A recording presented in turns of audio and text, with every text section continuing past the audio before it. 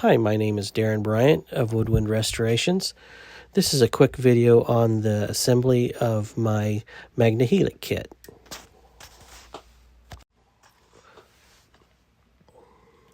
We're going to start off with a box assembly. There's 6 pieces to the box: front, back, top, bottom, right, left side. So the side pieces are longer than the top and bottom pieces. Lay them so the engraving is facing up towards you. Once the box is put together, the engraving will be on the inside and will not show from the outside. Take the front piece. You have your line-up letters on the corners.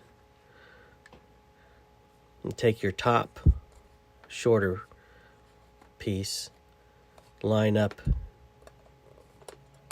B with B. Then take your side that has the hole in it for the pump knob. Install those. If they're fitting too tight, just sand the tabs a little bit. I've made them fit tight just so it's easier to put together, but you can sand them to make a looser fit as well. The other side that has my logo and my contact information on it.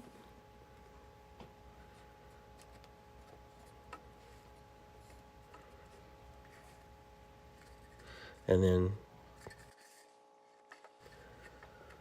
install the bottom. You feel like you have to force these in, just sand a little bit.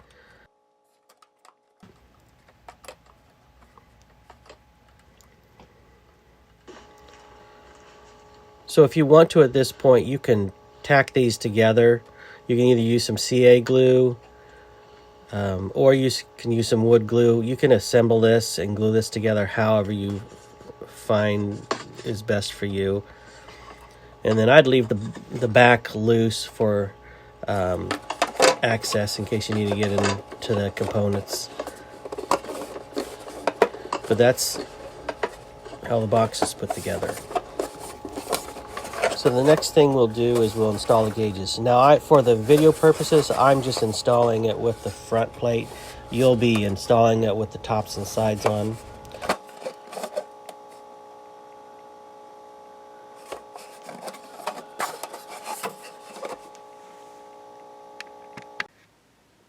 First thing you want to install is the flow gauge.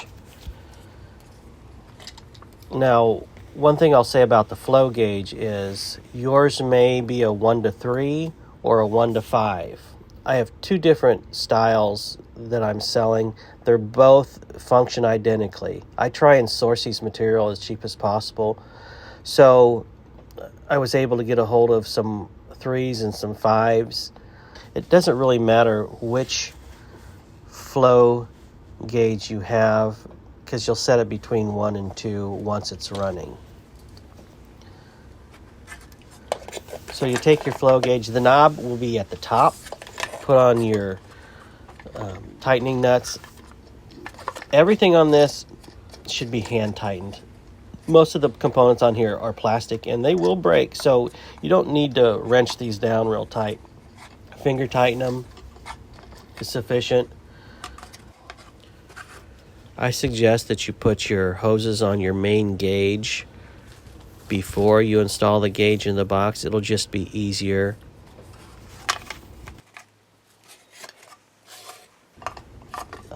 But a little trick, you may want to put a little bit of cork grease on these air fittings to make the hoses slide on a little bit easier.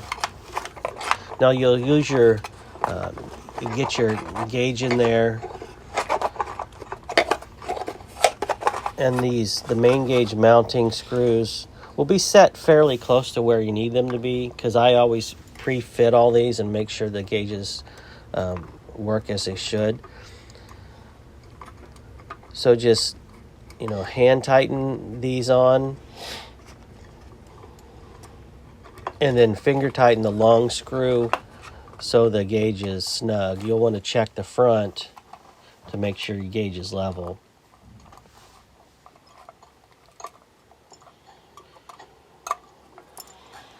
I put some Teflon tape around these because your gauge will read leaks on your instruments, or it'll read leaks within itself. So it's important your fittings are airtight, so I've wrapped them with Teflon tape, and I pre-test them before I send them out. So you shouldn't have any leaky fittings on your gauges. Straighten your gauge to make sure everything looks good, and then just hand tighten your long screw. Now refer to your back plate for the plumbing directions. That's fairly simple, but this gauge will not work properly if it's not plumbed right. There's only one way for this thing to work as you want it to.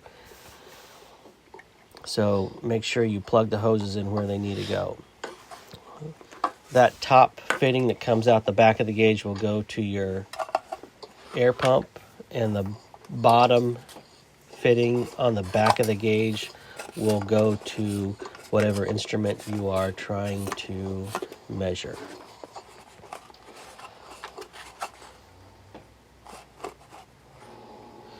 Now the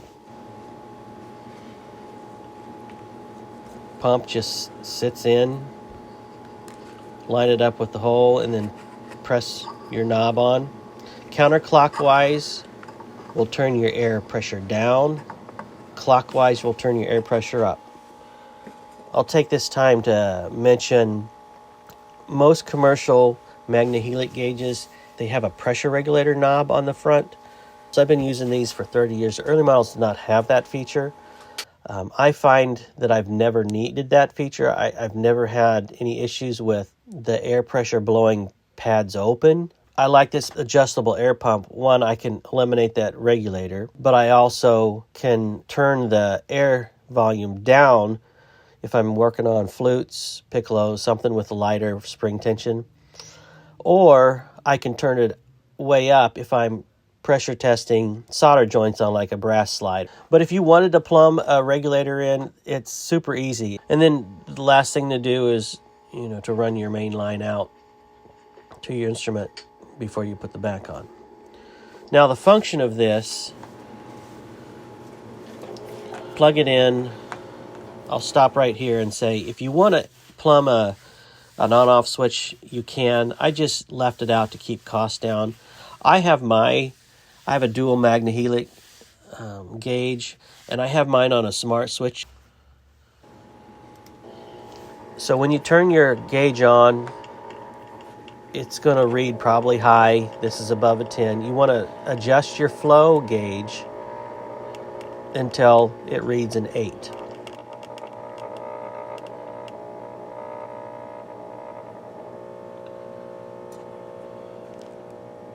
So once you set it at an 8, you can check it, put your thumb over the instrument end of the hose, and it should go all the way down to 0. Now I point this out I point out the screw on the bottom of the gauge. If you're closing the end of your tube and you're sure there's no leaks anywhere in your system and it's still reading above a 0, that little screw at the bottom of the gauge is a zeroing screw. It's kind of a calibration screw for your needle.